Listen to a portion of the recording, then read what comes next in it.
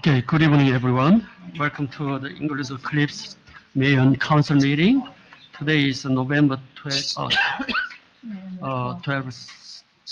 2025. It's time to 6:33. I have to call this meeting to order. Okay, let's have a flag salute all together. Please stand up, please. I pledge allegiance to the flag of the United States of America and to the republic for which it stands, one nation, under God, indivisible, with liberty and justice for all. Thank you, everyone. Okay, Madam Clerk, would you read about the open public statement? Sure, Mayor. This meeting was called pursuant to the provision of the Open Public Meeting Act, PL 1975, Chapter 231. Notice of this meeting was included in a notice sent to Star Ledger and the Record on January 17, 2025, and published on January 21, 2025. Posted on the bulletin board in the municipal building and has remained continuously posted as the required notice under the statute. Copies of the above mentioned notice are available to the public and on file in the office of municipal clerk. Okay, thank you. And Madam Clerk, would you roll call, please? Sure, Mayor. Councilwoman Ramones? Here. Councilman Luciano? Absent. Councilwoman Begets? Yes. Councilman Liang? Here. Councilman Patel? Yes. Councilman Katrubis? Here. For the record, Borough Attorney, Mr. Ferraro, BA, Mr. Chaudhary, CFO, Mr. Frisbee, and department heads are in attendance. Okay, also you put on my name also over there. And the mayor is in attendance as well. Okay, for the public information, we are currently holding tonight's meeting in a hybrid format. We have people in person and via Zoom. That is also live streamed on YouTube. In our Wi-Fi at the council chambers has an issue where the Zoom meeting drops. We will aim to retrieve the connection to continue the meeting.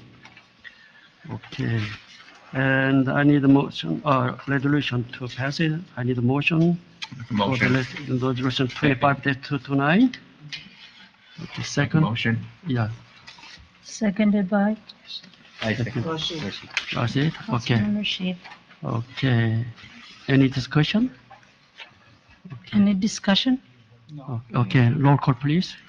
On roll call, Councilwoman Ramones, This is for, 229.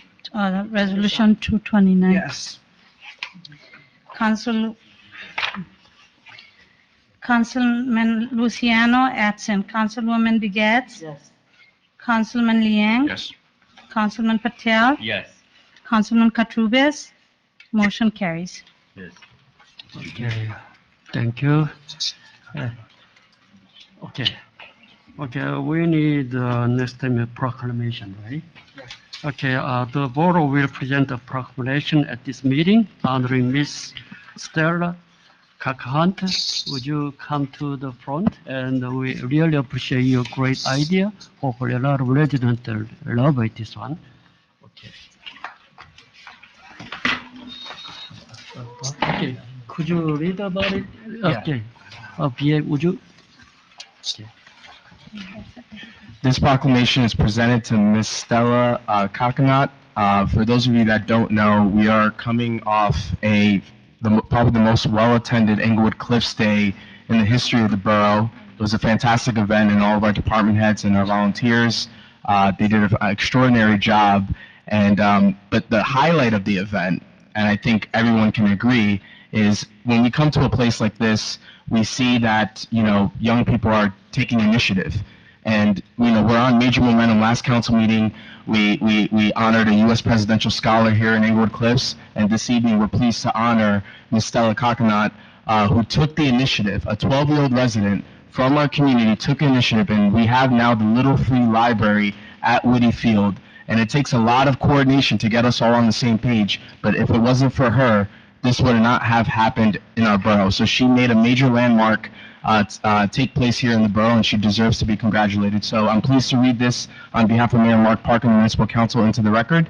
This proclamation is presented again to Ms. Stella Coconut, whereas the Mayor and Council of the Borough of Englewood Cliffs take great pride in recognizing the outstanding achievements of residents who have distinguished themselves through their talents, accomplishments, and dedication. And whereas the Mayor and Council of the Borough of Englewood Cliffs wish to recognize the remarkable civic initiative and community spirit demonstrated by Stella Coconut, and whereas at just 12 years old, Stella has shown extraordinary leadership, creativity, and compassion by proposing the establishment of a Little Free Library in Johnson Park, a project designed to foster literacy, connection, and kindness among residents of all ages. And whereas Stella's vision highlights the importance of reading, sustainability, and community engagement, reflecting the very best values of the Borough of Englewood Cliffs. And whereas through her thoughtful proposal and commitment to fundraise, build, and maintain the Little Free Library with the help of her loving family who's in attendance tonight, Stella has set an inspiring example of youth leadership and public service. And whereas the Borough Council wishes to commend Stella for her initiative, dedication, and positive spirit in helping to make Englewood Cliffs a more connected and vibrant place to live. Now therefore be it proclaimed that I, Mayor Mark M. Park, Mayor of the Borough of Englewood Cliffs, along with the members of the Borough Council, do hereby congratulate and honor Stella Coconut for her outstanding accomplishments and extend to her our best wishes for continued success in her future endeavors. In witness whereof, I have set my hand on the seal of the office of the mayor on this day, the 12th day of November in the year of 2025.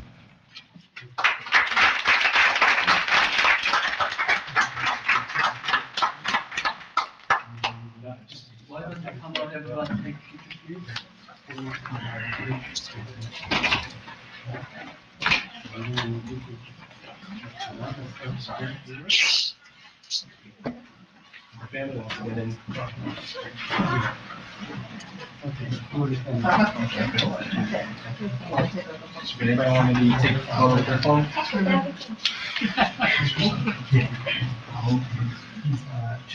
All right, let's get tighter. Move it a little bit over. This way, a little bit more, a little bit more. A little bit more. All right.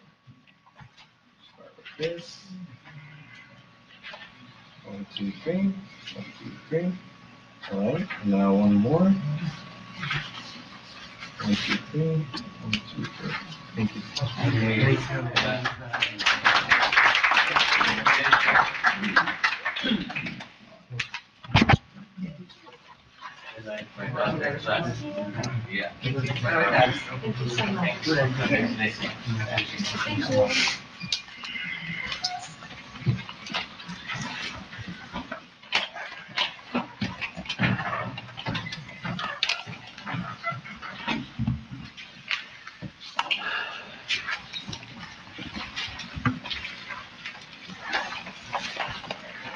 Okay, before move on here tonight, I wanted to recognize before moving to tonight, I wanted to recognize and congratulate Mr. Tae Lee and Mr. Mitch Kapsakis for the great result in this election. Also the final certification is not yet completed, but it seems very likely they will be confirmed as the winner. I also wanted to thank Councilor Glenn Luciano and Mark Sanger for their hard work and dedication during the campaign. They did a great job. Let's all keep working together for the good of Englewood. Congratulations one more time. Everybody give a big hand for them. Stand up. Where is Mr. Kapsakis here? Where is Mr. Lee? Okay. I hope. Okay, thank you, and then congratulations. Okay, and then next up, Sheriff, could you present about it? Yes, ma'am. Yeah.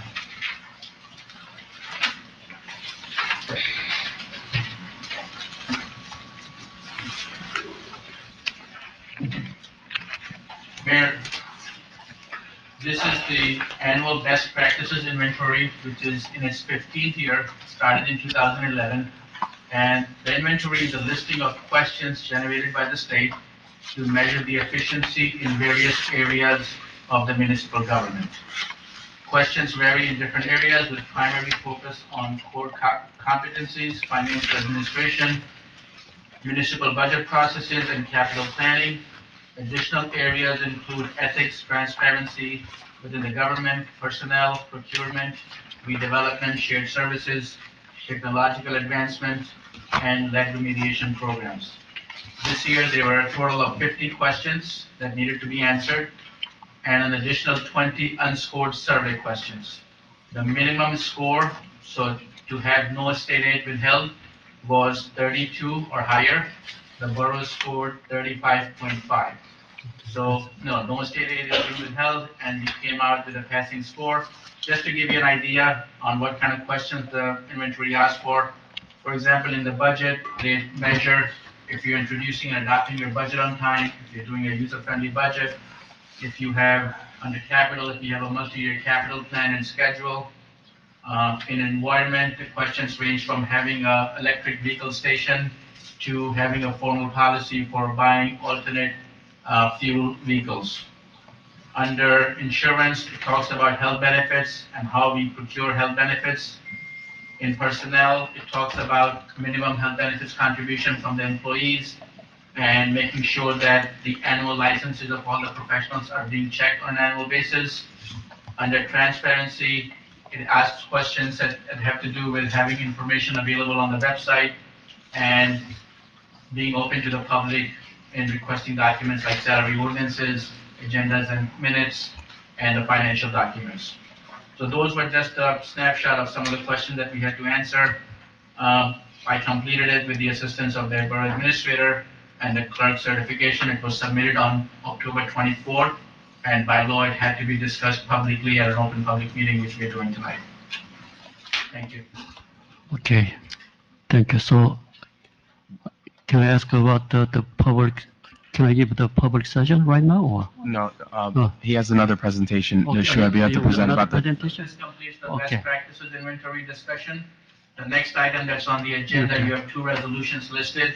One is to accept the financial audit for last year, 2024, and the companion resolution of accepting the corrective action plan. I'll go over some of the recommendations that were on last year's audit. In finance, we had some comments and improvements needed in grants and contributions receivable in the capital fund, same in the grant fund, some over expenditures in appropriation reserves and appropriations, interfunds being liquidated at the end of the year, making sure that all the items are included on the bills list for approval by the council, making sure supporting documentation is provided at the time of the audit, and making sure that the subsidiary ledgers and all the funds are matching up to the master schedules, making sure that the transfers are made and entered in the system accordingly, making sure the improvement authorizations are funded within the 5 years allowed. Those were some of the improvements in finance that are needed. In purchasing, we need to order the items or encumber the items before we place an order. So that's something that we'll work on with the administrator and all the department heads. Making sure that the state contract purchases are approved by the mayor and council as required. Making sure that the resolutions reference an availability of funds clause whenever we are making a financial commitment. Business registration certificates for all the vendors should be on file. In the clerk's department, the professional services contracts need to include the language for pay to play, making sure that the certification of availability of funds are included in those resolutions, making sure that all the bid packages are available for inspection. In payroll, making sure that the terminated employees are removed from the health benefits in a timely manner, and the deductions are calculated accordingly.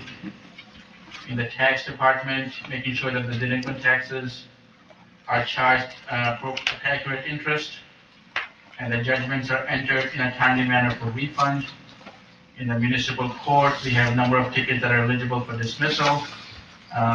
We have a number of tickets that are assigned that are over 180 days, and complaints that are eligible for warrant. So those are just some of the highlights of the comments and recommendations based on last year's audit. The corrective action plan is under the leadership of the administrator and working with all the department heads to work on improving the performance for next year's audit to make sure that these comments are not repeated again next year. Oh, okay, thank you. May I just, want to add on? yeah, I just want to add on real quick. This is pertaining to the 2024 audit. So when they audit, when the auditors procured or brought into the organization, they audit the previous calendar year.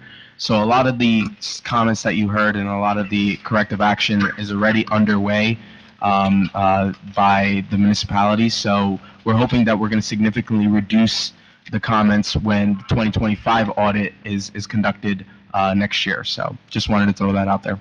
Okay, thank you. Okay, next item is correspondence. Thank you. Borough Administrator will discuss the item on the correspondence. Yeah, sure. Thank you, Mayor. We received two communication and correspondence, one from GFNY. They provided a letter and a plaque expressing their appreciation to the Borough of Englewood Cliffs for their support and contribution for the race that they do here or through here for the past 15 years. It's a cycling event which serves as the World Championship race. They have over 30 races across 15 countries across the globe. They're holding their third edition on May 17, 2026. They're also notifying you in this letter, which there's a copy online for everybody to see as well, and in the packets that serves as a formal notification to the borough that they will work with the borough on the permit process and supply a copy of the certificate of insurance for the race in March of 2026. The second notice came from the U.S. Bankruptcy Court. It's regarding a liquor license, JJ Bada Corp. 464 Operating Corp. They're made a motion to file to sell license and the business assets. This issue is being monitored by our municipal attorney as well as our municipal clerk as well. Okay, thank you. Okay, next item is department head report. Okay, I want to follow this order. Administrator, could you start first?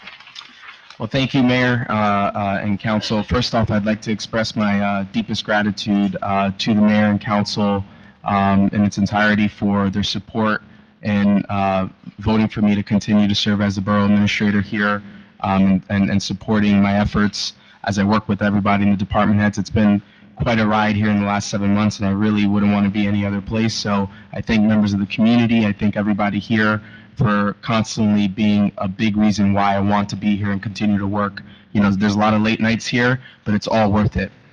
I'd like to also, again, reiterate, I want to recognize the most well-attended Englewood Cliffs Day in borough history. Sincere thanks to all of our departments from Recreation, Police, Fire, DPW, OEM, the borough staff. They put a tremendous amount of effort and coordination and teamwork to make this event successful. We even had rides for the kids. You know, the PD was behind the grill with DPW, and we were just having a great time connecting with our community. We're hoping to make next year, the 5th annual one, even bigger and better. And also thank you to our sponsors for the generous support in making this community celebration possible. It's our big event. I always said, you know, we got to go out with a bang with EC Day, and you know, we had a lot of our community sponsors, even with the arrival of Samsung, LG, they all supported our event, and you know, they deserve to be thanked for that.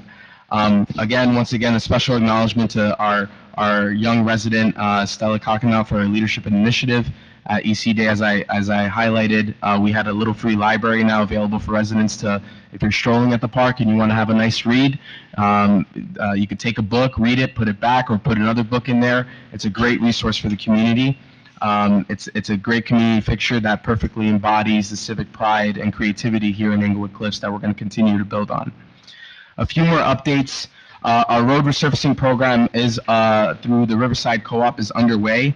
According to the Department of Public Works and our borough engineers, it's progressing smoothly with 3 remaining streets scheduled for completion next week, weather permitting, along with 1 day of concrete work. This year's program reflects our continued investment in infrastructure and our commitment to preserving the quality of our borough streets, and we're coupling that with an ordinance that is on the agenda that is up for public hearing and subsequent adoption that basically is aimed to preserve our roads, that sets a moratorium policy. It's aimed towards our utilities to basically hold them accountable. If you dig on a road, you're going to pave it curb to curb if it's on a street that was recently paved in the last 5 years. In addition, there's a process for emergency work and how you notify. So once again, we're going to create this clear paper trail, and it's going to work through the Department of Public Works in conjunction with our municipal clerk, our police department. Everybody's going to be aware, because now that we're doing all of this work, it's important that we preserve the roads and the work that we're doing. So I want to thank our members of our mayor and council, as well as the members of the community, for pushing us to get to this point as well. On your agenda, you also have up for introduction the 2025 various capital improvement plan, in which myself, my office, and the CFO and our various department heads, we work together to come up with a 5-year capital improvement strategy to be more proactive and not reactive to maintaining our facilities, our equipment, our vehicles, and while demonstrating fiscal responsibility by aligning our capital investments with long-term needs and sustainability. So that's up for introduction and then subsequent public hearing and adoption, if approved, for second reading next month. We also have on the agenda the sanitary sewer work improvement up for phase 1 improvements. The sanitary sewer project is well underway with jet cleaning, inspection, and video analysis currently in progress. You might have seen crews out there on the street, courtesy of our DPW Superintendent Mark Neville, who's been really spearheading this effort to do what needs to be done. The appropriation for phase 1 is $950,000, which will allow our engineers to assess the full condition of the system, identify areas of concerns, and then actually do the physical work that needs to be done to begin. Now, folks might be wondering what's been going on with the $3.2 million. As you know, I think recently the Senate just voted to end the government shutdown. However, we had a recent call with U.S. Senator Andy Kim's office, and basically we have not heard any result yet of the $3.2 million. Now it's time to do the work, appropriate the funds and start working towards the plans that were created. And I think that once again, the mayor and council for taking the initiative to put our best foot forward in that direction. Under the topic of health benefits market analysis, we were able to bring on Brown & Brown to do a consultation for us at no cost to the taxpayers. In our borough's history, we never went to go do a claims analysis to go ask for our experience from the state of New Jersey. We're part of the state health benefits program, and with the rising healthcare costs, right now we're at, I think, 37%. It's going to go to 39%, and then it's rumored that it's going to go to 50%. They are literally going to burn the state health benefits program to the ground and try to build it back out, and the costs are on the taxpayers. So we don't want to just sit there and just take the hits. We want to do our due diligence and do the research to see if we're going to be able to look at the market. And so part of our commitment to exploring all options to control the costs on both the employee and the borough side, we engaged with Brown & Brown to perform the market check and compare it with the borough's current coverage with the state health benefits program. And basically the findings indicate that there's right now no alternative carriers were able to provide a low-cost option for the 2026 plan. Major providers, Horizon Blue Cross Blue Shield, AmeriHealth, Aetna, Cigna, United Healthcare, they declined to quote us due to uncompetitive rates. But one thing that I want to mention here as a limiting factor that basically highlights our medical loss ratio at 182% is our retiree population. The borough currently is paying 100% of the retiree benefits, which obviously our council and our legal counsel and a lot of folks are looking into, which is not supposed to be taking place according to Chapter 78 provisions in the state health benefits program. It's been like this for many years now, dating back to 2011. Our CFO, our labor council, myself, we identified this. We're working through this through our council to solve this situation, but this contributed and reflected poorly in our research because, nobody wanted to touch us with a 10-foot pole because of that. So I just want to let everybody know we're working through this, but this has been a long-standing issue in the borough. And obviously, we're working through with also our collective bargaining units also to address this in a fair way. Moreover, a formal proposal has been sent to the Englewood Cliffs Board of Education outlining an interlocal agreement for snow removal, solid waste collection, transportation, disposal, recycling collection, transportation, and disposal. This proposal is subject to approval by both entities, both on the Board of Education and on the borough side. The discussions are remaining active as we seek to formalize a framework that has no paper trail and that protects both the borough and school district from liability because, once again, we are doing all these services, but there is no protection for our borough personnel that's going on school district property while maintaining the service in a continuing fashion and being cost efficient. I do want to mention that right now the borough is doing these services and the entire taxpayers are subsidizing the service for the school district. Typically what you see in other municipalities, there is an interlocal agreement that takes place when it comes to these kinds of services. And it's a fraction of what basically the cost is for providing such service. So we're just basically doing this to cover our costs, but also at the same time to cover us from a liability standpoint.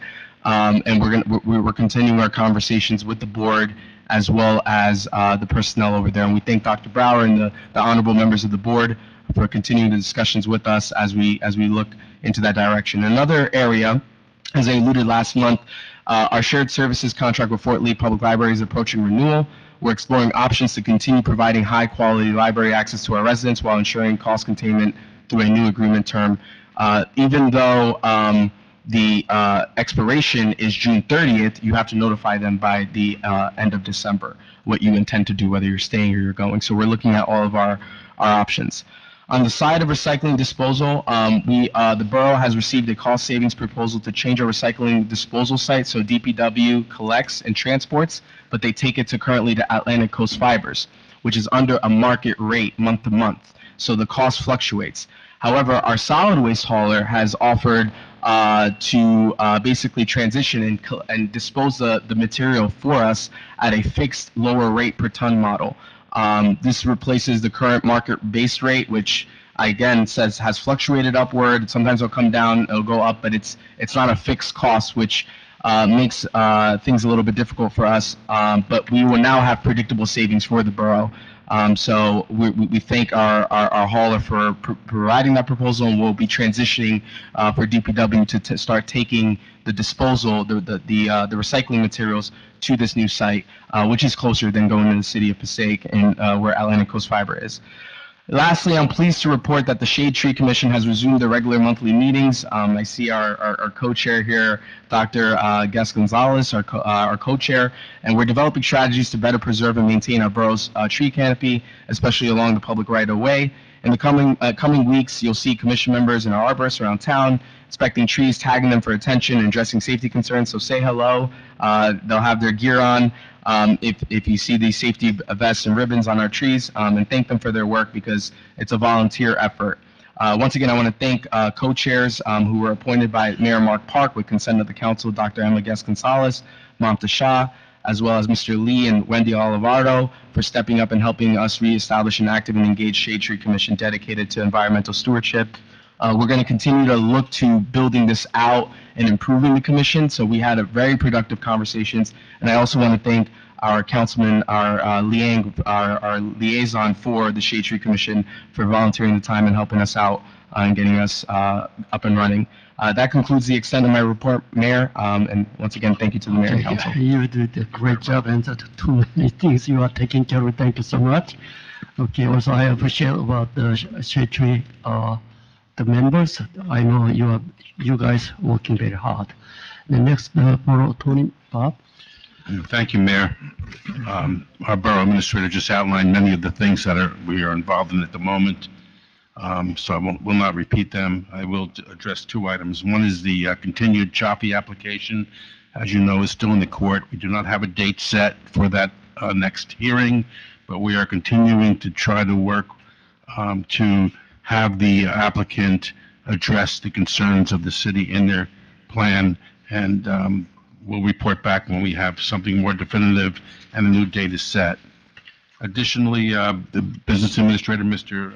Chowdhury, and I met with our assigned attorneys regarding the litigation for the lawsuit involving Englewood and Englewood Cliffs regarding damage that occurred allegedly to homes in Englewood City from certain flooding incidents, and we are working with our attorneys and to defend that aggressively. And that is my report, Mayor. Okay, thank you so much. And the next photo engineer. Good evening, Mayor. Mike, Okay, just good speak into evening. the mic Okay. so the people on Zoom can hear you. Yes, sir. Good evening, Mayor. Good evening, Council. For the record, Michael Minton, representing Gilmore and Associates. Mr. Chowdhury gave my report as well, but I'll just amplify just a couple points that he had made just to bring the Council up to date. First and foremost is the sewer line replacement project that Intishan had mentioned. Mr. Geiger had correctly pointed out to me that the bond ordinance you're going to consider tonight is for a sum of introduced tonight, is for a sum of $945,000. That's really broken out into 8 major categories, and what I like to call is phase 0 of our infrastructure, aged infrastructure, predominantly the sewer lines, rehabilitation program. So that $945,000 is broken out into 8 major categories: line replacement, line refurbishment, cleaning, video of other existing lines, manholes, traffic controls. Well, that basically instructed, that's kind of 1/3 of what the overall project was identified in the Boswell report. There is a minor lack of preciseness, if I can use that as a description. There, as in all capital projects, there's a contingency. We showed a contingency in this matter of, we showed as 10%. That's slightly inaccurate. It's $94,500. It's a little greater than 10%, bringing the grand total to $945,500. That's for your consideration this evening. So I just want to offer that point of clarification. I appreciate it. We should have dropped the 10% as nomenclature. We wanted to get to that target number. But it's really designed because Mr. Neville's done a terrific job, as Mr. Chowdhury had said, starting the project early. And we have cleaned and videoed every single line contained in the Boswell report. We've now moved on to the scope of work that wasn't contained in it. If you recall, we talked about that a couple of times, particularly along Hudson Terrace, particularly along 9W. But Mr. Neville's already started work along Hudson Terrace at really the low point of the system, which is where we should have started, to clean them, videotape them, and then we can make a determination as to what the best recourse of action is. Just to share with you some current thinking, it's just thinking right now. The plan was to have a heavy replacement of these lines. And we're doing a cost-benefit analysis to determine if just lining the lines, which gives you a 25-year longevity, is a more prudent approach fiscally than digging out all the lines and replacing them. We'll have that report to you shortly for your consideration as to the benefit of that. But we're looking at every alternative, kind of stretch the dollars, but to start these phase 0 activities. I do compliment Mr. Neville for his efforts in that regard. In addition, the paving project, the 2025 roadway project, as Mr. Chowdhury had said, is well underway. About 30% complete. No real problems. We have some residents are always interested in working along their street. We try to respond professionally to them. One area we may want to look at, more than typically milling and overlaying, we may want to reprofile that. I'm working with Mr. Neville and our design team, see if there's a better solution in one area. Other than that, the project is moving quite well. Lastly, as you know, our 23-24 NJDOT application on the balance of Floyd Street has been submitted to DOT. The survey work is done, the plans are done. We're waiting for DOT approval and then the schedule to go out. Mayor, I know it's brief, but that concludes generally my report. I know Mr. Teixeira will have some comments about some stormwater matters that we've been working with, and then I'll be happy to answer any questions. On the question, do we need to change any wording for tonight's, whatever they put on the paper, the 10% or these, regarding to the bond? Shrev, did you want to answer that? No. Because you spoke with the bond counsel? No, the bond ordinance is actually for $950,000 to deal with round numbers. Yeah. It provides a down payment of $50,000. I understand, incorporate his comments. Which is less than what his total proposal is. Again, the bond ordinance is just a financing mechanism. It doesn't tie you down Okay. to the exact amount of the award of contract that you'll make. Okay, so the bottom line, we don't have to change any Bond wording, ordinance okay? does not need to be changed. And Robert, if you're comfortable? Yes. Okay, all right, good. And I apologize for the lack of preciseness. Okay, any further, okay, thank you. Okay, next, finance, okay, CFO. Since we're on the subject, we just discussed the audit and the best. Just speak into the mic, Shrev, please. The next 2 items that I'll discuss are the 2 bond ordinances, and I just want to highlight the first bond ordinance, which is the sewer improvements and the line improvements.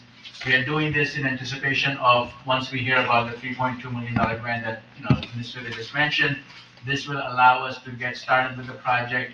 In the event when we do, if and when we do get the grant, we can scale it down, we can cancel the unauthorized debt, and then go forward using the grant funding. So this is just the first step towards the big project.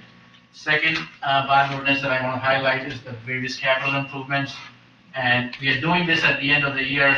The reason for that is by the time we get it adopted and go through the stopper period, you will have the funding in place on January 1st. So it doesn't delay you any further in actually starting to do these projects. Some of the items that are included in the bond ordinance is various capital improvements to your municipal buildings and facilities for $300,000. Digitizing of the borough records, which is the first phase, $300,000. Removal of underground fuel and storage tanks and replacing them with above ground tanks for $350,000. Sanitary sewer line cleaning and testing for $100,000. Salt shed at the DPW yard for $200,000. And engineering and design studies for improvements to the DPW facilities at $100,000. Acquisition of new and additional equipment and vehicles for the DPW at $550,000. That includes a roll-off truck, a dump truck, and one more equipment, hay loader. So that's a total bond ordinance of $2 million with a down payment of $100,000 and debt authorized of 1.9. On the tax side, the due date for the fourth quarter was this past Monday, and the tax collector is preparing for the year-end tax sale. So we'll update you on the tax sale results toward the end of the year. Thank you, Mayor. Okay, thank you. Okay, next, police department, please. Hi there. Okay. Dennis Hodman presenting on behalf of Chief Hankelman, who's on a pre-planned vacation. He apologizes for not being here to deliver the report. If at the end there's any questions, comments, or concerns, I'll bring them back to him and he can follow up. He'd like to report locally election day went well. There were no issues that required police response. Throughout the state and a few towns in Bergen County, there were received hoax bomb threats. None of these were deemed credible, and there was no nexus to Englewood Cliffs.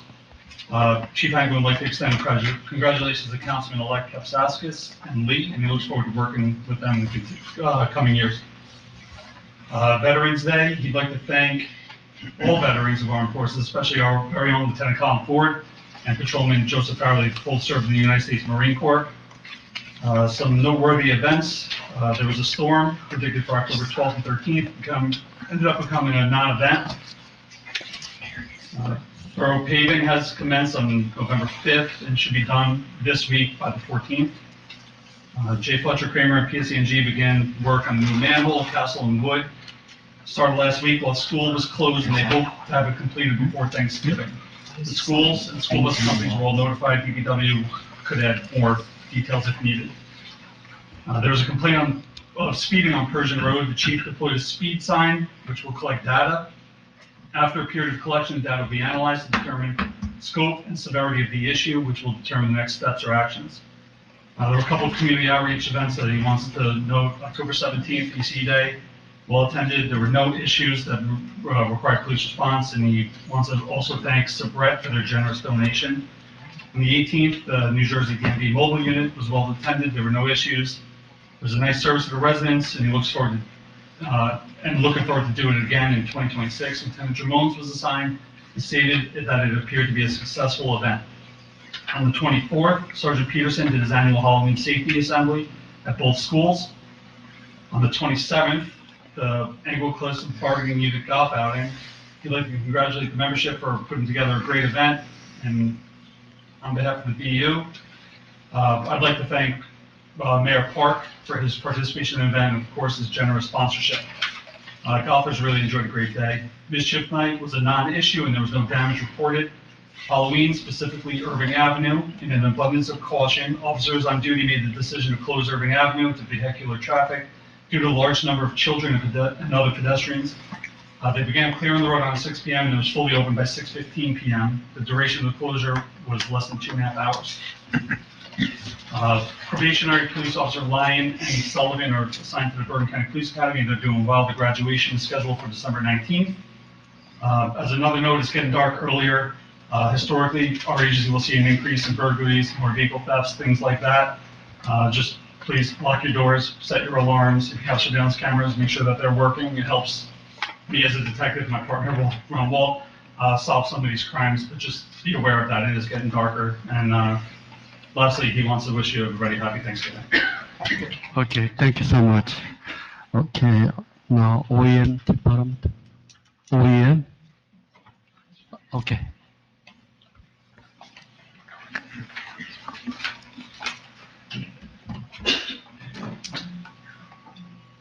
Hi, good evening, everybody. Thank you for having us.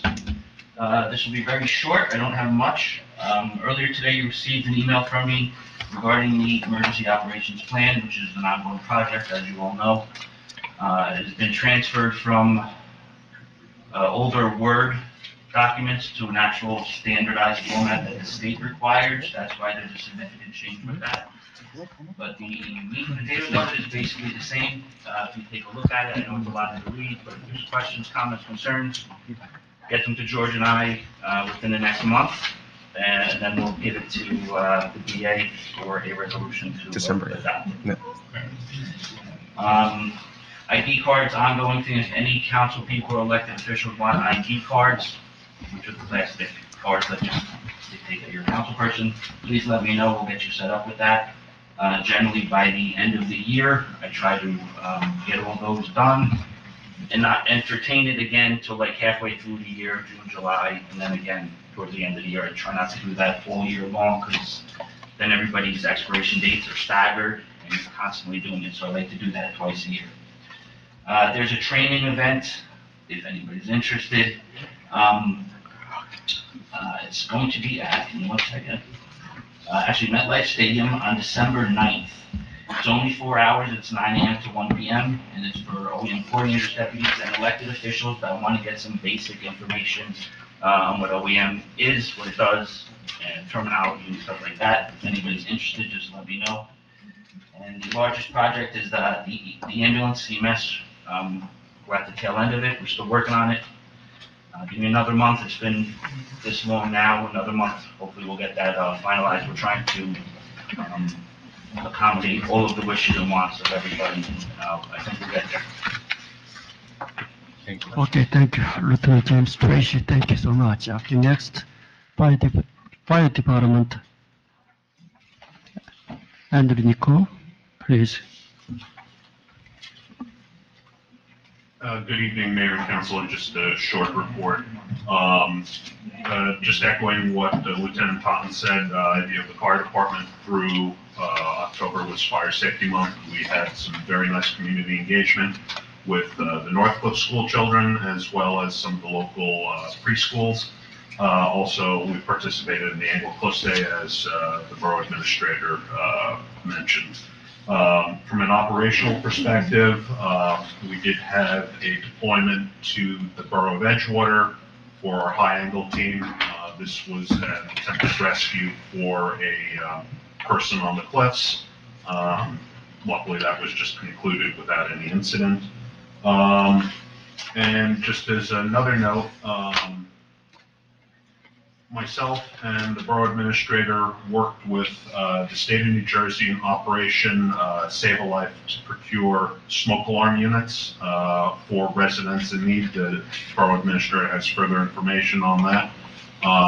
These are available based on, they're available free to residents. We procured basically an entire pallet of them, for lack of a better term. We'll be engaging in some community outreach to see if anybody needs them. Lastly, congratulations to the new members of the council. Look forward to working with you. For my condolences, Mitch. We're here to serve, and that's it. Have a happy Thanksgiving. Okay, thank you so much. Next, building department, Gino, please.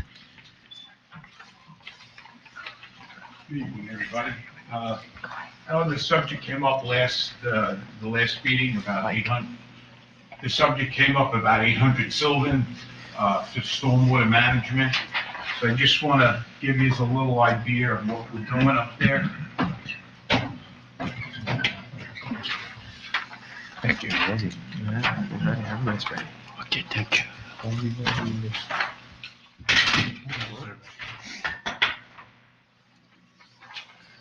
Thank you.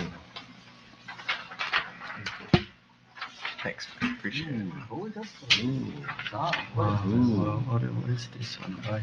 So I know everybody sees a lot of action up there. Good dam. And just to give you an idea, there's 4 of those structures that have been installed for the stormwater detention basins. And it's a large volume of water that fills up when we have heavy rains or any rains. The whole project goes into those systems. As the water rises, it slowly disperses into the borough, storm sewers, or there's also a small detention pond there. But for years, that water has been coming down Sylvan Avenue. And I believe, we've had some discussion with the DPW. Mark could tell you that they see a considerable difference downstream by the DPW, which we're trying to fix, that it's helping. So it's a massive structure that was put in. And this way you have an idea in case anybody asks, which I'm sure they will, what's going on up there, at least you have an answer and you could explain that to them. Yeah. So it's very impressive. Yeah. So there's 4 of them. There's 4 of them, yeah. But it's really necessary. It's all stormwater management, and that's the big topic, is stormwater today with the rainstorms. Okay, got it. Okay? Okay, thank you so much. Okay, thank you. Next, the DPW.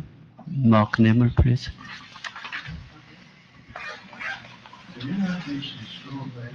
Everybody, good evening. Well, a couple things. The sanitary sewer repairs do continue. Mike touched on it, as well as Sean. All's well there. Moving forward, progress is being made. The Riverside Co-op, we are in town. These programs, as much as we design them and get them out there, a lot of things have to go to the residents. All the notices went out, every car was moved, contractor was able to work, letter perfect every day. As we said, it's really helpful to the program. Leaf pickup continues. Everything's moving along there well, as it's seen. Like I said, I just want to forewarn everybody, some of the equipment is larger, garbage trucks and machines are the norm right now for the next month, 6 weeks or so, but moving along well.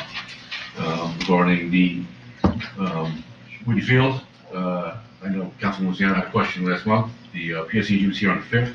They've connected us fully to our power source, and all the temporary fencing has been removed. That's down. I know we had a question about that last month. Also on Woody Field, a minor mishap. I mentioned in John earlier. Yeah, deer. So very unfortunate. Last Friday, we had a deer get caught in the bag case net. So animal control was contacted. Unfortunately, the situation detailed was just to remove the net from the deer. So we got to cut the net off the deer. And it ran away, the deer was out there. Okay. So they had to net on it, but it should be okay. So I'm working with the vendor to get a new net, and we'll have that replaced as soon as possible. So in case anybody sees the gaping hole in the net, we'll have it replaced. The Eagle Scout check project and the senior citizens should be scheduled in the next week or 10 days. They've been coming to assemble it, it's been delivered to New York DPW, and they should have that up momentarily. I'm working on a capital program regarding all the facility repairs, and with Sean as well as Mike, for all the buildings, borrowing the vehicles, things like that. I do want to welcome the new elected officials. Forward to working them both in the new year, as well as Pat and yourself and Councilman Luciano for the past, work in the past. Okay, I just want to last wish everybody happy Thanksgiving. Stay safe. Paper shred day, too. Paper shred. Yeah, okay, yes. Mark, Yes. can we expedite the leaf cleaning because the wind, the Right. rain? I mean, can they work overtime, maybe weekends, you We're- know? we're You have to scheduled- clean the We streets. can. I mean, we work 3 Saturdays a year. That the first one is next Saturday. Okay, I can talk to Sean, we can move it up. We will yes, schedule I don't something, do, it's terrible. I understand, but here's the good news, and not the silver line. It's, November 12th, and I think half to 70% of these are down. That's good. So let's get them out, let's get them cleaned up. A little bit of a messy time of year, I get it. But yes, we can expect, you know, what we're gonna do for the Okay. next month, but yes. Yeah, thank you. May I ask a question, Mayor, too, please? Yeah, yes, okay, go ahead. Mark, if you can, just a suggestion, but maybe we want perimeter fence around that netting area. Nothing too high, but just to keep something like that from happening in the future, because I'm sure you probably wouldn't have that happen. Sure. We can do that. Good idea. Open for suggestion, you can discuss it with Deshaun. Good luck, thank you, bye. Okay, thank you. Anybody else? Okay, thank you. Okay, next. Sorry about your long time you wait. Okay, done. Recreation Department, please come out. Yes, congratulations to the newly elected officials and look forward to working with you guys. Englewood Cliffs Day was paid for in large part by Samsung and the other sponsors, so it didn't cost the borough any money. The safety was done in the correct way, where each ride was registered with the insurance company and every ride was checked. And safety measures were taken that were excellent, thanks to our BA and his guidance. Also, because of the police and the DPW, we worked really closely together, built stronger teamwork, and the Bicycle Club and Whole Foods, Trader Joe's, LG, and Grassini's, Mr. Lee, all contributed, and they contributed in some cases a lot of extra work, which we definitely appreciate. Lessons learned so that we can even improve for the future. The field was maintained, and the integrity of the field, we took extra precautions and made special plans, so those things we did right, and there's, of course, other things that we can always improve upon. We came up with a clever way to finance our program so that everything is balanced and that the borough isn't paying for any programs directly, but we needed additional flexibility, and thanks to some good creative thinking by our BA, we came up with another way to finance things that doesn't cost the borough any money, and it gives us the flexibility to make deals with coaches in case we have to go a different way in some cases, not due to anything that on our side, but to work with other people. We're also working on a calendar for the full year next year. We're starting early, and that's giving us a big advantage. It gives us a chance to approach programs not just as one little thing here and one little thing there, but to integrate the whole calendar, so that there are certain kinds of, a lot of the kids repeat from program to program. So even though it's a different sport, there can be a continuity and integrity to the program. So we're looking at all those things, and we have the facilities and fee schedules in the ordinances. We've been working on that because that all had to be updated, and that's an ongoing process. Definitely appreciate all your help and guidance and input into that. Okay, thank you for your hard work. Anybody, any question? No? Okay, thank you so much. Okay, next. Mayor, may I say something, please? Oh, yeah, okay, hold on, just Councilman Tim Kotrov's has Yeah.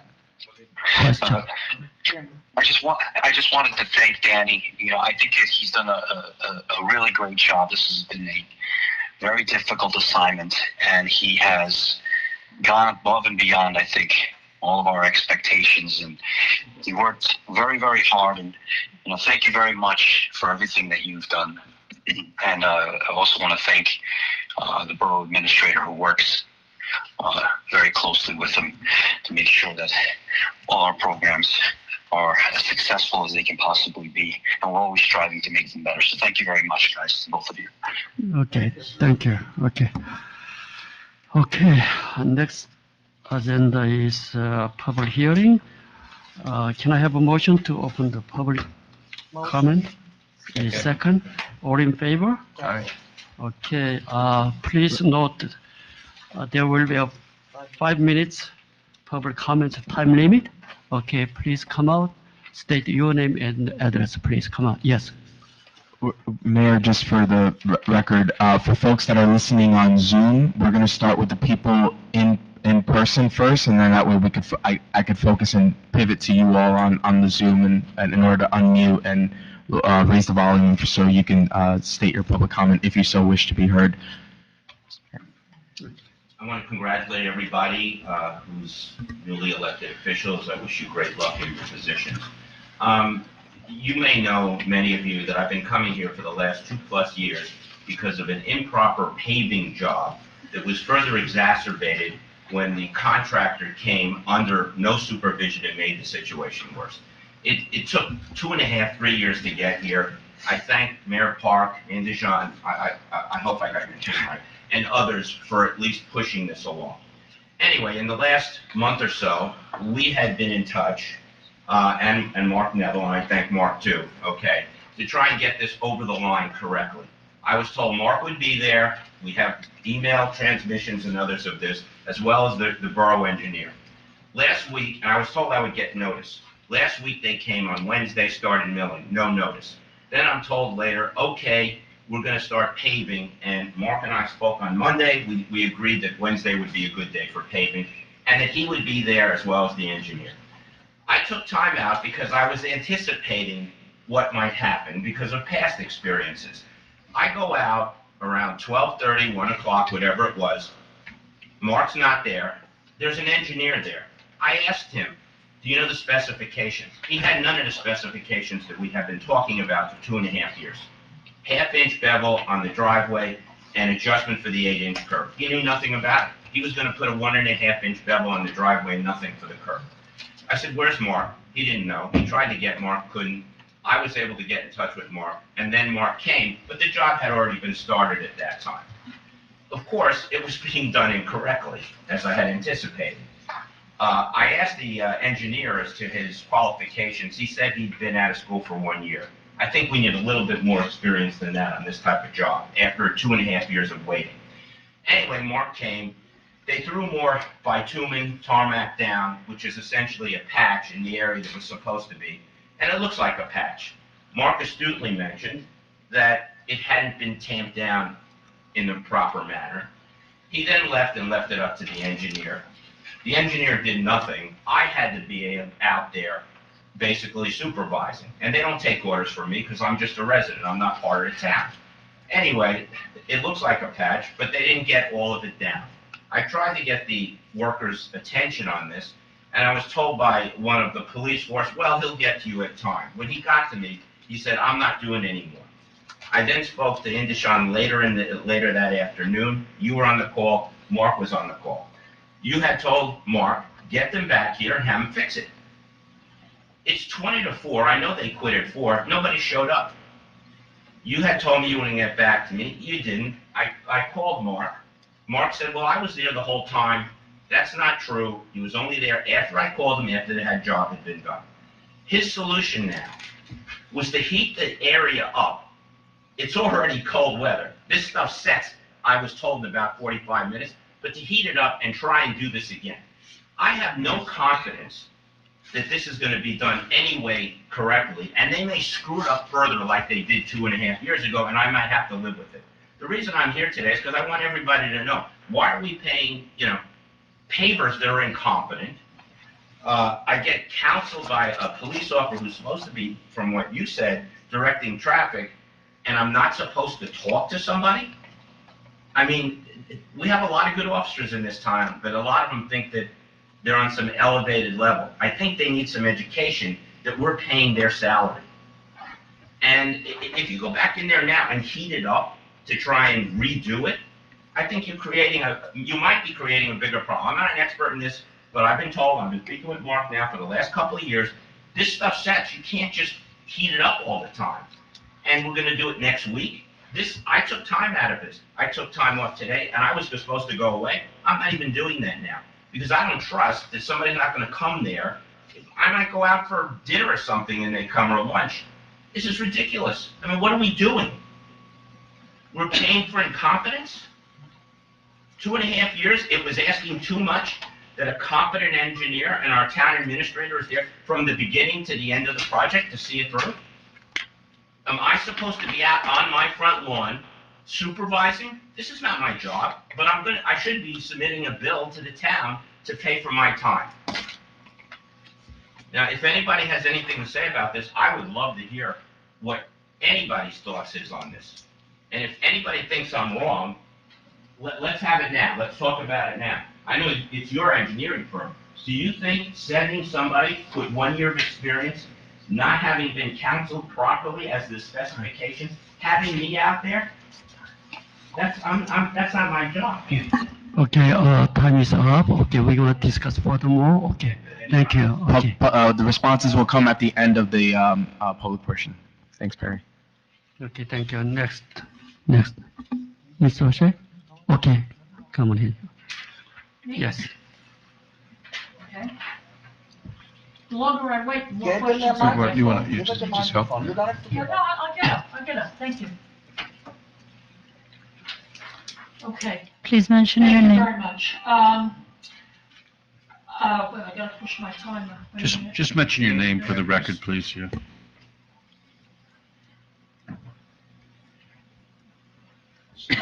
Okay, Just mention your name for the record. I wrote a few things down. Mary, I'm sorry. Excuse me, just, Mary O'Shea, 12 thank you. Irving Avenue. The other gentleman. The comments that I'm gonna make are not personal to any particular individual and not to be taken that way, all right? I have spoken in past years, many times when the salary ordinances come out, and I firmly believe that each position should be one person, one position. I don't believe that an employee should be paid for two positions during the same workday, okay? That's number one. The salary ordinance should show the current salary for that position. You're just showing a minimum and a maximum, but you're not showing what that position is currently earning. So we, as a resident, cannot tell whether this is an increase and how much the increase is over the current salary. The minimums in the guide are extremely too high, and they're not relevant. Previous administrators, Carol McMorrow, Lizette Duffy, at maximum were making $95,000. And each of them were removed from their positions. We're gonna save money. We had a string of temporary people coming in from the agencies that were coming, they didn't know what the hell they were doing, they don't know the town.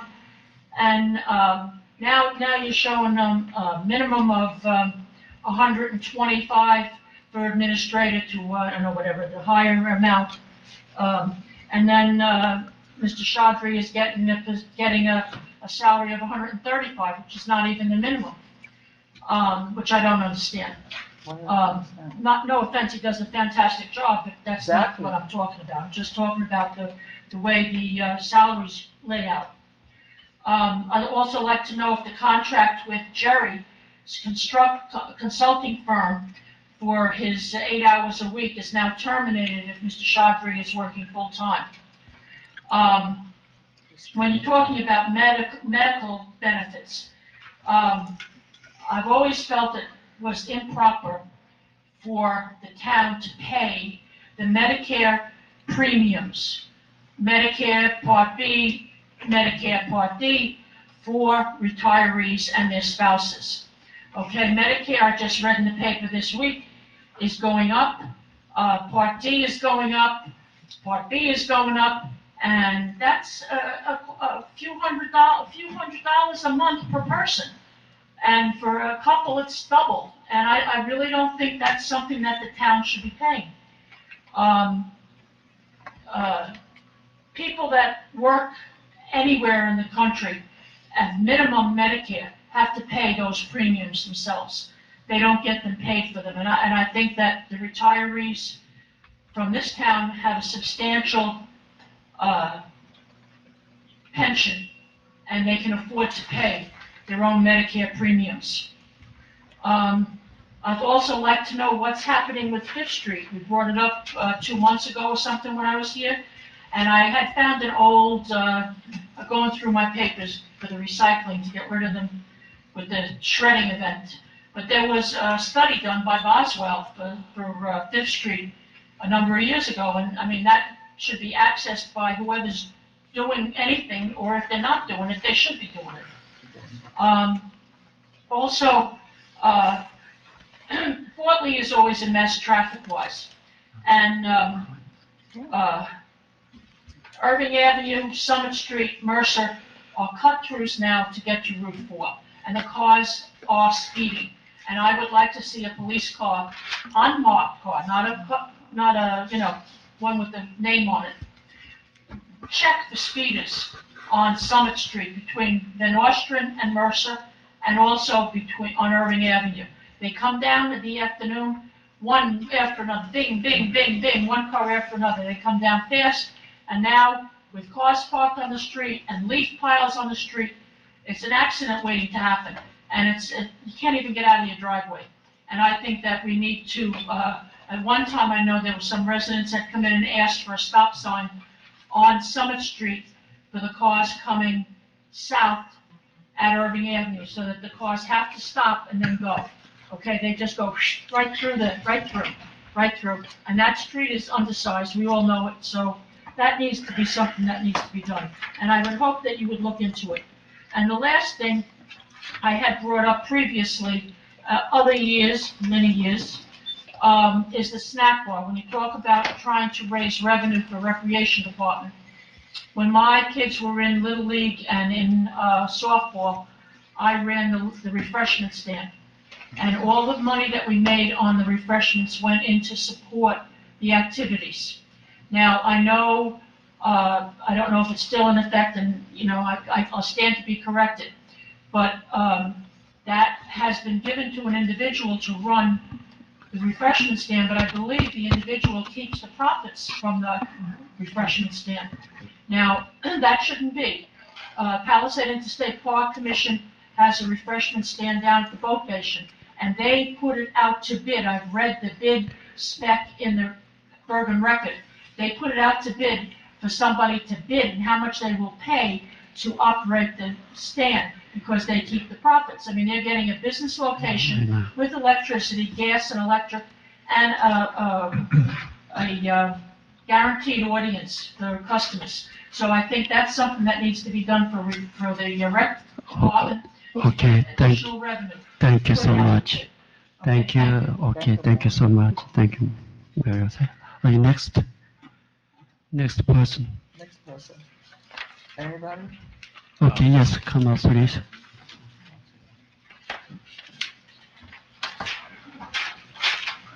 Thank you.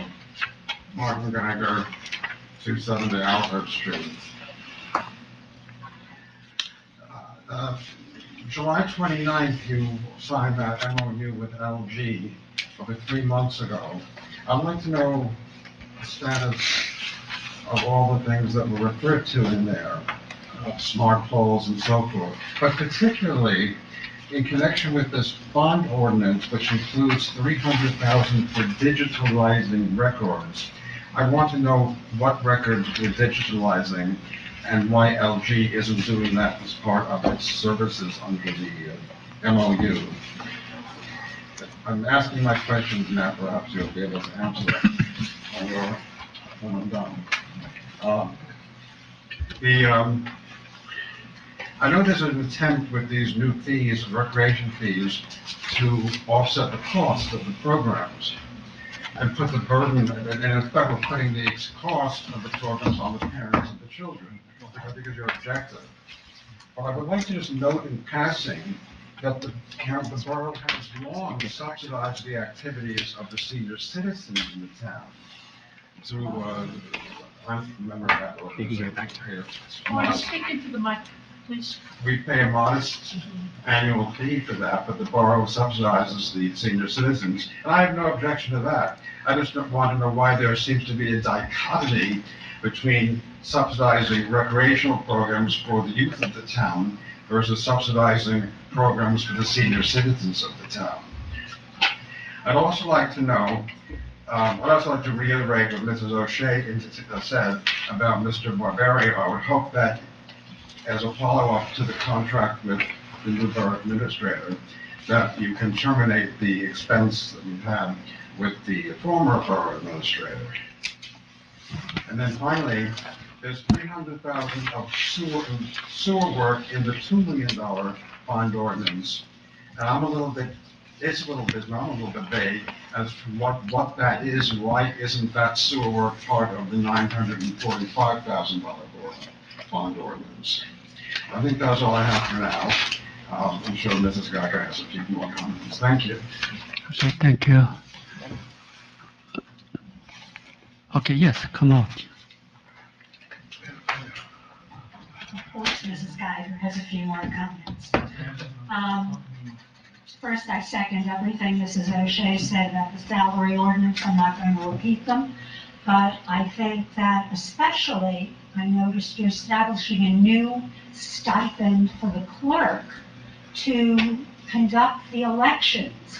That's a basic part of a clerk's job. It's, why are you adding the stipends to something that is a requirement? On the LGMOU, my husband asked the question I had.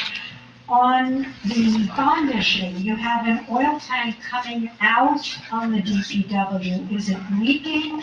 Is there a known problem? Is there some reason? And are we getting ourselves open to exposure by the federal DEP for oil leakage when that tank is removed? And what is our exposure there?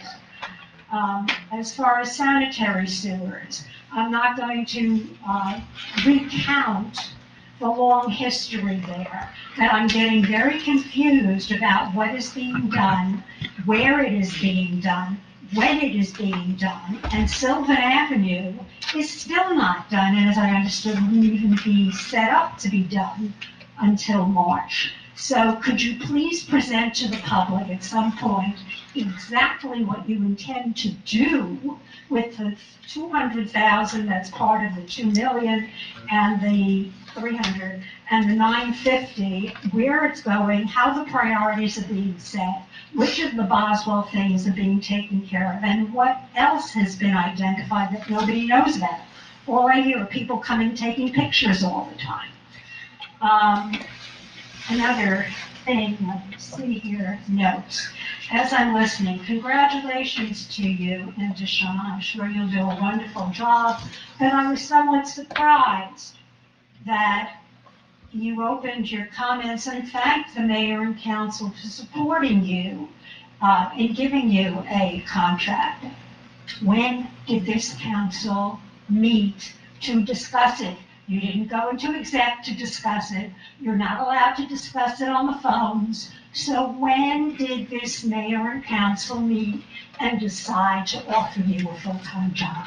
That you are thanking them in advance for doing this. As I said, I'm happy to have you, but I don't appreciate the mayor and council perhaps violating the public open meetings law by not doing what you're supposed to do. No, Rick, it isn't, you've done that enough with other things that I'm not thank you. My God, now you putting your clothes on. Okay, please stop it, yeah. No. Okay, just listen about the resident, On please. 910 Okay. and 940, where is the reimbursement? I checked today, no money has come in, no checks have been asked for. Where is it? As far as the Board of Education, I'd like to remind you all that as a resident, and as everyone else in this room who is a resident, we pay taxes for both the borough and the Board of Ed. So I don't care whose budget something is on. If you have to have a stipulation, an agreement that indemnifies people from getting sued, from falling on board property, I'm sure they'll do that. But don't start making phony transfers in order to reduce your own budget and raise that of the Board of Ed. I'm paying, she's paying, we're all paying, no matter what. Number 4, since I saw Russell here, when are the meetings going to take place about the new ordinances that are in the HESPA report, and how have the issues been resolved with the local finance board? on recreation, how are all these new fees being determined? I am of a firm belief, having grown up in this town with my kids and raised them and participated, and now taking my grandchildren hopefully to some of these.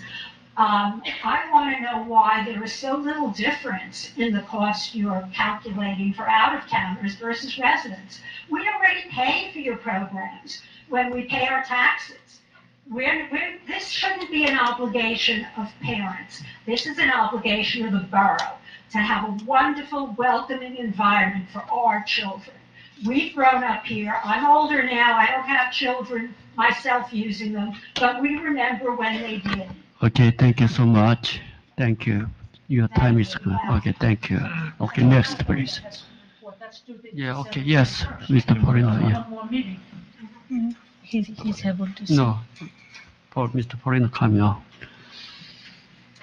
Good evening, Mayor and Council. Russell Perino, 220 Fairview Avenue. First, I wanted to congratulate Mitch and Mr. Lee on their election victory.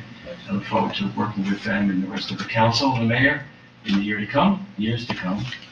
A couple things I wanted to bring up. Number one is 5th Street improvement. There's been conversations that have been going on for, that I recall, about 20 years, and probably many years before that, about the 5th Street improvement. I think the time is right to move forward with that project. I think it would benefit everyone, including the town as a whole, for the tax ratables that would be generated by those improvements that would eventually be built. And I'll put on the record, I have no financial or personal interest in any property on 5th Street or on 6th Street or any adjacent streets. But I volunteer my services if there comes a time where you want to move forward with that project. I am here and ready to help with that process. It's a little involved, but it's, you know, I've been through it before on a personal level, so I know how that process would hopefully would work. I don't mean to steal anyone's thunder, but I know it's been something that's been considered by the council for It is. some time. It was approved. Okay, and there's a process to it though. Wait, If you wanna Russell, share- you're part of it. I'm sorry to tell you. You remember it? We looked at 5th Street and there's 2 houses at the end? Yes, So we have to decide what we're doing with them. That's it. This is the only thing that holds us there.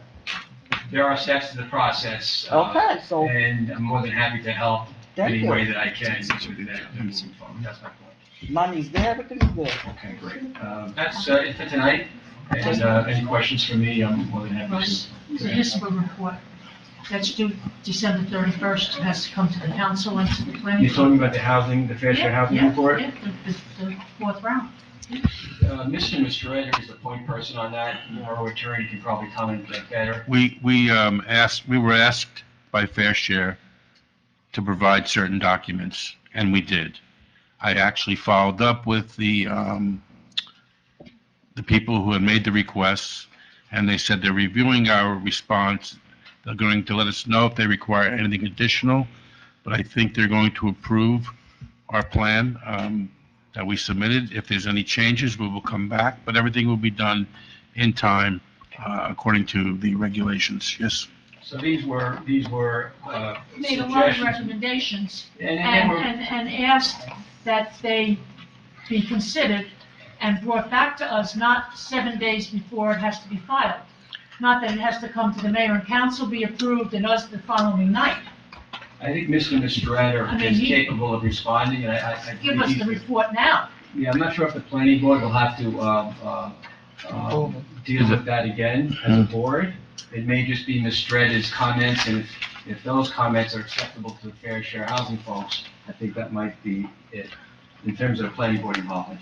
Okay, thank you so much. Any further question? The public session, the debating session? No. Okay, thank you. Okay, next person. Next, please. Yes, come on.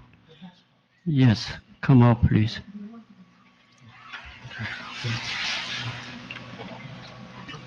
Hello again, Andrew Nickout, 54 Elm Street. I'm just going to echo something that I brought up at a previous meeting, and I know that with the mention of the incident with the deer in the net at Johnson Field, I'd like in the new year the borough to seriously consider obtaining professional services for deer abatement. Yes. They are all over the place. There've been numerous motor vehicle accidents with deer, and honestly, they just destroy everything in their path. So I'd really like the Borough Council to, Yes. look into hiring a vendor for that. The other thing is, and I've mentioned this to Gino, is I'd also like the borough, first responders to adopt some sort of clear ordinance for identifying house numbers. So that way we can find your house number when it counts, as well as investigating whether or not we can go back to the curb painting that we had in, probably more than 2 decades ago, where the house numbers were, at that time, it was volunteered to be painted on, somebody just went around and did it. The Lions Club, yeah. But they're no longer in existence, so, I'd like to see that, and that really does help first responders or even your Amazon delivery from identifying your house so you can get your stuff on time. That's it. Appreciate it. Thank you. Okay, thank you. Okay, next, please. No one seeing? Mayor, Okay. then we just ask the people in the Zoom if they have Okay. anything. For folks that are on Zoom, if you wish to be heard, please unmute yourself or raise your hand. I'm just gonna increase the volume on the back TV. There is a little bit of an echo, but just to get you there, please just state your name on the record. You don't have to state your address.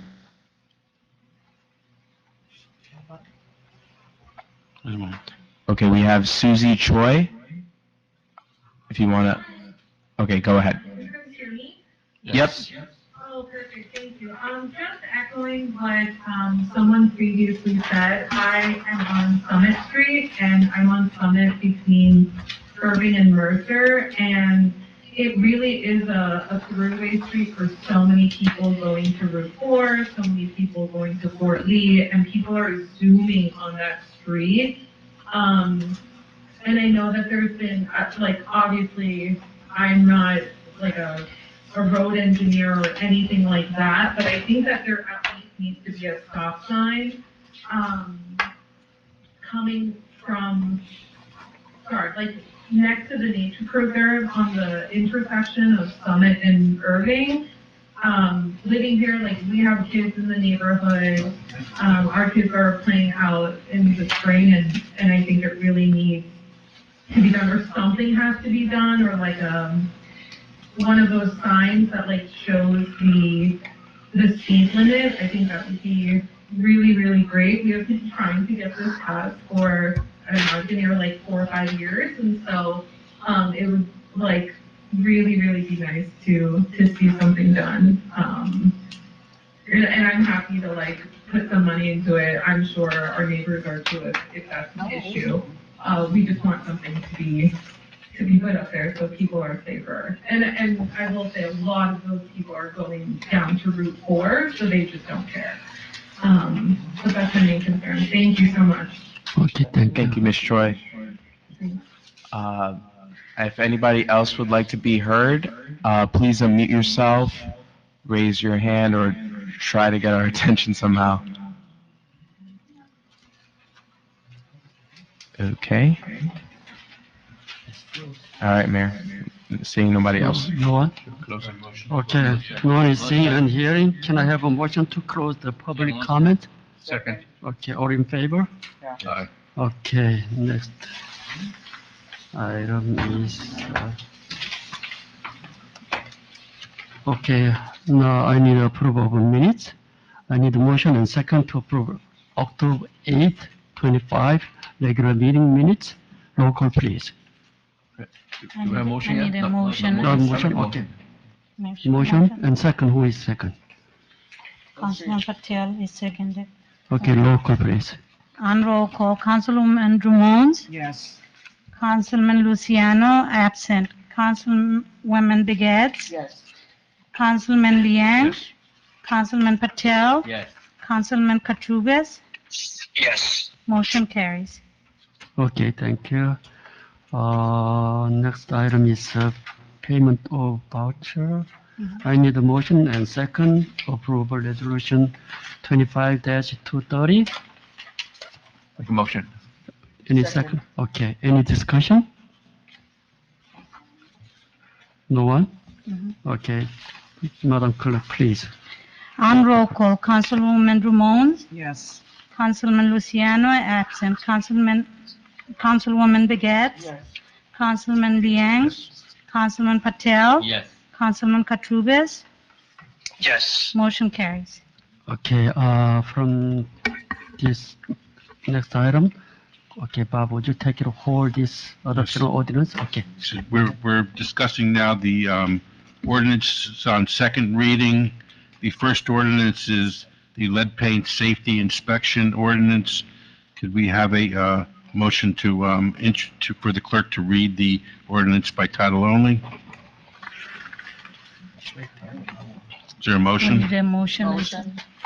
Motion by Councilwoman Begat. Is there a second?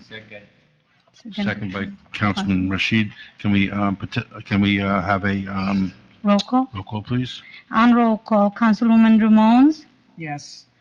Councilman Luciano, absent. Councilwoman Begat, Yes. Councilman Liang, Councilman Patel, Yes. Councilman Katrubis, Yes. motion carries. Okay, this ordinance now is for public discussion on second read. If any member of the public would like to come forward to discuss this ordinance, please do so now. Title first. She has to read the title into the Yeah. Oh, I record. thought you read, I'm sorry. Ordinance number 2025-7, an ordinance to amend Chapter 9, Building and Housing to include provisions of lead paint inspections. If anybody would like to be heard, this is now open to the public. Any member of the public who would like to be heard on this matter, please come forward. We're going to start with the folks in here, and then we'll focus on the people on Zoom.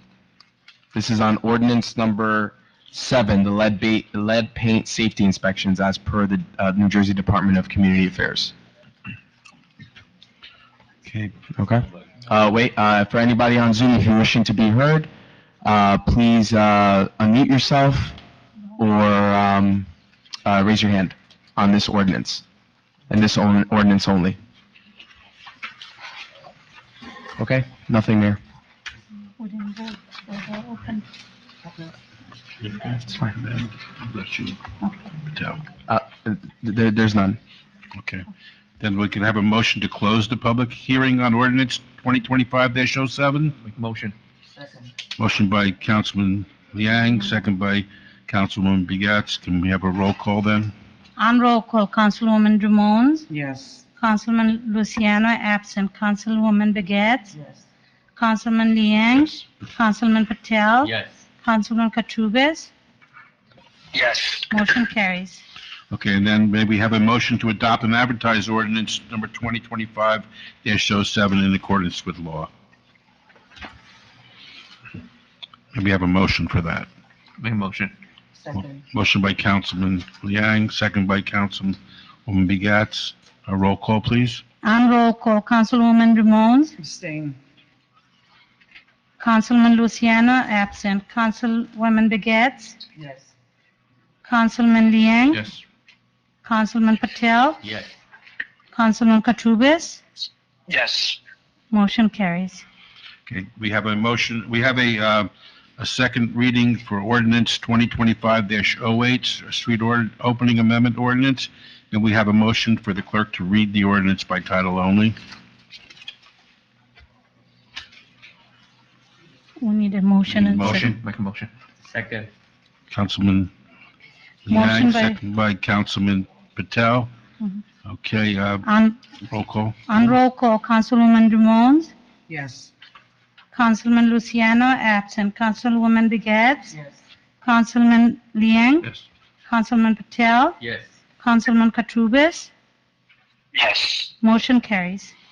Okay. And ordinance number 2025-08, an ordinance amending Chapter 13, Streets, Sidewalks, and Sanitation, Section 13-1, and to establish a street opening moratorium and require enhanced restoration of newly paved streets.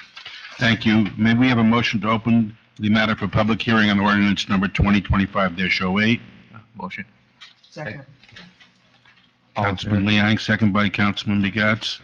A roll call, please. On roll call, Councilwoman Drummond. Yes. Councilman Luciano, absent. Councilwoman Begets. Yes.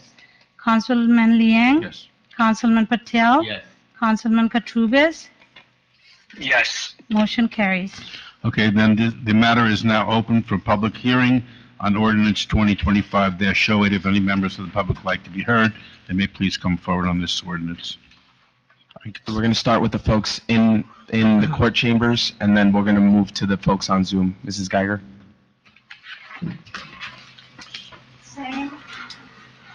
Same comment. Where is the plan? We just had all the streets done by public service and resurface. Now we have projects going to take place with the sewer system and the water storage system to correct deficiencies. You're saying you don't want to have the streets opened up and closed, opened and closed. Where is the plan which shows for the next 2 or 3 years what's happening to which street? So even the borough, with its grants or using tax levy, is not paving a street that they're going to go in and open up again with the sewer and water project. Nobody knows what's going on, and I don't get a comfort that any of you do either. It should be a very simple thing. It's very nice to pass an ordinance when PSE&G is finished to say that if you come back in 5 years, you have to do both sides of the street. Great. But what are you going to do with the turmoil that you're going to be creating as you haphazardly pave and mill streets in this town? Once again, I'm sure no answer, because why should this be any different?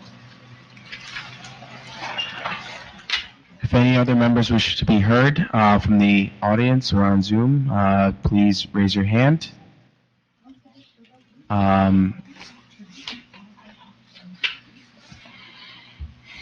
Okay, seeing none. Okay, seeing none, may we have a motion to close the public hearing on ordinance 2025-08? Motion. Motion by Councilman Motion. Liang, Second. second by Councilman Begats. On roll call, Councilwoman Drummond. Yes. Councilman Luciano, absent. Councilwoman Begets. Yes. Councilman Liang. Yeah. Councilman Patel. Yes. Councilman Katrubis. Yes. Motion carries. Okay, then, may we have a motion to adopt and advertise ordinance number 2025-08 in accordance with law? Motion. Motion by Councilman Liang, second by Councilman Patel. On roll call, Councilwoman Drummond. No, not until we get more clarification. Councilman Luciano, absent. Councilwoman Begets. Yes. Councilman Liang. Yes. Councilman Patel. Yes. Councilman Katrubis. Yes. Motion carries. Okay, we have a ordinance number 2025-09, Phase 1 Borough-wide Sewer Improvement Ordinance. May we have a motion for the clerk to read the ordinance by title only? We need a motion. Need a and second. motion, please. We need a motion. Motion. Second. Okay, motion by Councilman Liang, second by Councilwoman Begats. May we have the roll call on that, please? Yes. On roll call, Councilwoman Drummond. Yes. Councilman Luciano, absent. Councilwoman Begets. Yes. Councilman Liang. Yes. Councilman Patel. Yes. Councilman Katrubis. Yes. Motion carries. Ordinance number 2025-09, an ordinance to authorize the undertaking of Phase 1 of the borough-wide sewer improvement in, by, and for the Borough of Englewood Cliffs in the County of Bergen, New Jersey, to appropriate the sum of $950,000 to pay the cost thereof, to make a down payment, to authorize the issuance of bond to finance such appropriations, and to provide for the issuance of bond anticipation notes in anticipation of the issuance of such bond. May we have a motion to introduce and advertise bond ordinance number 25-09 for public hearing in accordance with the law? Motion. Second. Roll call, please. On roll call, Councilwoman Drummond, Abstain. Councilman Luciano, absent. Councilwoman Begat, Yes. Councilman Liang, Yes. Councilman Patel, Yes. Councilman Katurbis, Yes. motion carries. Motion 10, Okay, which one are we on now? 10 now. Motion to read. 10, okay. We have a bond ordinance number 2025-10 for 2025 various capital improvements. May we have a motion for the clerk to read the bond ordinance 25-10 by title? Need a motion and second? Motion by Councilman Liang, Second. second by Councilwoman Begach. On roll call, Councilwoman Drummond, No. Councilman Luciano, absent. Councilwoman Begat, Yes. Councilman Liang, Yes. Councilman Patel, Yes. Councilman Katurbis, Yes. motion carries. Okay, we have a motion. Let me read the I'm sorry? title. Let me read it. Oh, you didn't read it Yeah. yet? Ordinance number 2025-10, bond ordinance to authorize the making of various public improvements and the acquisition of the new additional or replacement equipment and machinery and new automotive vehicles, including original RPTS and equipment in, by, and for the Borough of Englewood Cliffs in the County of Bergen, State of New Jersey, to appropriate the sum of $2 million to pay the cost thereof, to make a down payment, to authorize the issuance of bonds, to finance such appropriation, and to provide for the issuance of bond anticipation notes in anticipation of the issuance of such bonds. May we have a motion to introduce and advertise ordinance number 25-10 for public hearing in accordance with the law? Motion. Second. Motion by Councilwoman Begat, seconded by Councilman Liang. On roll call, Councilwoman Drummond, No. Councilman Luciano, absent. Councilwoman Begat, Yes. Councilman Liang, Yes. Councilman Patel, Yes. Councilman Katurbis, Yes. motion carries. Okay, on ordinance number 2025-11, salary ordinance, may we have a motion for the clerk to read the ordinance by title only? Motion. Second. On roll call, Councilwoman Drummond, No. Councilman Luciano, absent. Councilwoman Begat, Yes. Councilman Liang, Yes. Councilman Patel, Yes. Councilman Katurbis, Yes. motion carries.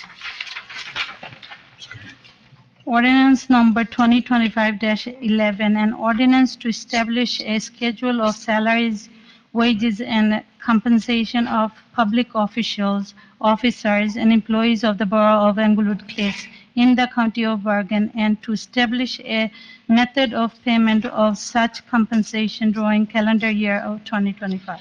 May we have a motion to introduce and advertise ordinance number 25-11 for public hearing in accordance with the law? Make a motion. Second. Motion by Councilman Liang, second by Councilwoman Begach. May we have a roll call? On roll call, Councilwoman Drummond, No. Councilman Luciano, absent. Councilwoman Begat, Yes. Councilman Liang, Yes. Councilman Patel, Yes. Councilman Katurbis, Yes. motion carries. Okay. Before we proceed, I just want to make a comment on the salary ordinance. So the salary ordinance we are introducing tonight establishes a range, as you all know. For most positions, the lower end is what the employees are currently making, and on the higher end is what the employees will be after the increase is awarded.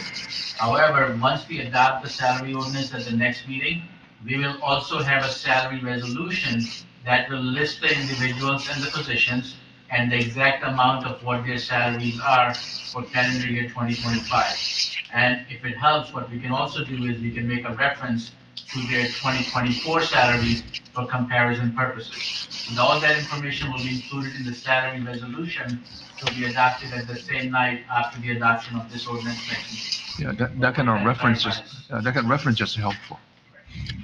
All subject to approval. Quick clerical correction. Okay, thank you. We completed the roll call on that? No, we're on ordinance 12. Ordinance 12, right. So, on ordinance 2025-12, may we have a motion for the clerk to read the introduction of the ordinance by title only? Motion? Motion by Councilwoman Begets, seconded by Second. Councilman Patel. On roll call, Councilwoman Drummond, Yes. Councilman Luciano, absent. Councilwoman Begets, Yes. Councilman Patel, Yes. Councilman Yes, Liang, yes, Councilman Katrubis. yes. Motion carries. Ordinance number 2025-12, an ordinance setting forth procedures to use borough recreation facilities and amending fee schedule for use of recreation facilities. Okay, may we have a motion to introduce and advertise ordinance 25-12 for public hearing in accordance with the law? Make a motion. Motion by Councilman Liang, second by Councilwoman Begach. On roll call, Councilwoman I Drummond. have a question. All these fees are crossed out, so how do we know what we'll... Well, that's the point of a red line. It shows you the changes of if they're red and they're adding some stuff, or they're crossing stuff out, it's showing you what it was once. So And we're gonna vote on something, we don't know what the increase is. I'm sorry, Councilman? We're gonna vote on programs that we don't know what the increase will be. I believe that it's showing there if they're new or added or whatever the case is. Okay. Yep. I also have to say, I think it's a disgrace that we are charging our residents this type of money. As Mrs. Geiger said, it used to be funded and subsidized by the borough. What do you do with people that can't afford to pay these prices? $475 if you want to pay basketball and traveling? We're here supposed to be to serve the community and our residents and our kids. Here we are making money on them. Okay? I absolutely am appalled that we even put something like this out. And when I read it last night, camp was going to be $2,300. That was in the original put out. Till I called you and said, "What, are you crazy? $2,300 for camp?" It's just disgraceful, and I will vote no on anything. No, you should be ashamed. You were elected. We were elected to serve the people of this community, the kids, everyone, and all we're doing is raising fees and charging them. $475. There is no community that pays that much money to pay their sports. Okay. We have a motion to introduce and advertise. Did you read it already? Yeah, it was. My vote is no. Councilwoman. She's finishing the roll Drummond, call. no, yeah. Councilman Luciano, absent. Councilwoman Begets, Yes. Councilman Liang, This is just for the introduce, right? yes. Yeah. Yes. Councilman Patel, Yes. Councilman Katrubis, Yes. motion carries. And I just have one other question. Are we charging our Little League and our kids to use the fields? Yeah, I believe that's what is the use of facilities is trying to set in tone for. We obviously I haven't dealt with Little League yet. I would have to look into that information with the rec director, but These people paid the taxes so that we would have a field. Now we're going to charge our kids to use their own field. The ordinance also says that the recreation director and the borough administrator reserves the right to waive any and all fees. So when we have a partial There should be no fees. Each and every one of you can vote to charge your Little League to play on their fields. We did waive the fees in the fall. Again, this has been a standing practice. We did waive their fees when they worked with the Fort Lee to use our facilities, and our kids were a part of the field. So we've done it as past practice. We've waived fees before. We'll continue to do that. That's what the language allows for us to do with use of facilities. The use of facility fees are, you can't really, from a constitutional standpoint, if I may, Bob, I don't mean to get in there, you can't turn around and turn anybody away from the use of our fields, right? So both residents and non-residents can come to our open space and use our fields. So in order to basically show preference to your residents, when it comes to utilizing these spaces and giving them these things, you have a resident All rate. these years, we violated the rules, because we let we played. I quite honestly, our existing ordinance, yeah, it's a little bit unconstitutional with some of the stuff that you had there. You put some stuff saying that you can't allow non-residents. You can't do that. You can't say you don't not allow non-residents. You put this measure in here to basically allow an opportunity. I've been to games and it says right on their field. No, there's a case law, Bob. Yeah. It was in Hilden, not where I was. It was in Hilden, not where I was. Yeah. Are we gonna charge our Girl Scouts to use the center? No, we can waive the right. We can waive it, but this is just introduction, Councilwoman. This is just intro. There's going to be an opportunity for the members of the public to come and speak on this ordinance, and then subsequent, subject to approval at the second reading. This is all it is reading it into the record, and then setting the date for second reading. I still didn't get my answer. What did camp cost us, and what did we take in? Shueb, did you? You were forwarded the information by the CFO just. Where, I didn't, tonight? Yeah, I just sent my, Sean asked me. He re-forwarded the information that he previously sent to the entire governing body about. I don't ask for anything else. I know this council has been disagreements, but these are your kids and our kids, and to do this to them is a disgrace. I'm sorry. That's what you're elected for, to serve the people. It's not really serving the people by charging them to use their own fields. So we do have a different position, different voice from different directions. We introduced this one already. You just introduced it, doesn't mean it's approved or adopted. Yeah, okay, so, discuss, right? We can have, Yeah. Could we have a roll call on this? Yes, Okay, we did. with the roll Okay. call. We So go we're down here, we're down to consent agenda. the consent agenda. Want me to take care of that? Good. Okay, now we're on the resolutions by consent, the consent agenda. Excuse me, I'm sorry. We're on the consent agenda, resolutions 25-231 through resolution 25-235 on consent. May we have a motion to adopt those resolutions by consent, please? Make a motion. Second. Okay, roll call. Motion by Councilman Liang, seconded by Councilwoman Begets. On roll call, Councilwoman Ramones? Yes on finance, no on adopting the code of conduct, no on appointing Ricky, except for Mr. McLaughlin, I say yes, and yes on block party. What's the number? Okay, so- What's the number, yes? 234 can't be a partial yes, Councilwoman. It's either yes, no, or abstention. Then I will abstain on that one. Okay, so 231, you're voting yes? Yes, 233, no. 234 abstain, and 235, yes.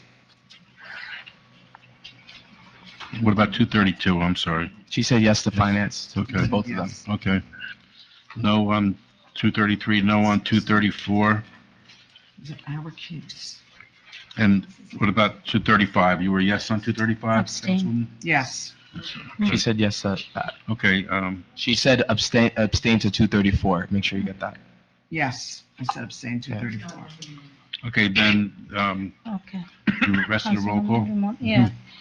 Councilman Luciano, absent. Councilwoman Begets? Yes. Councilman Liang? Yes.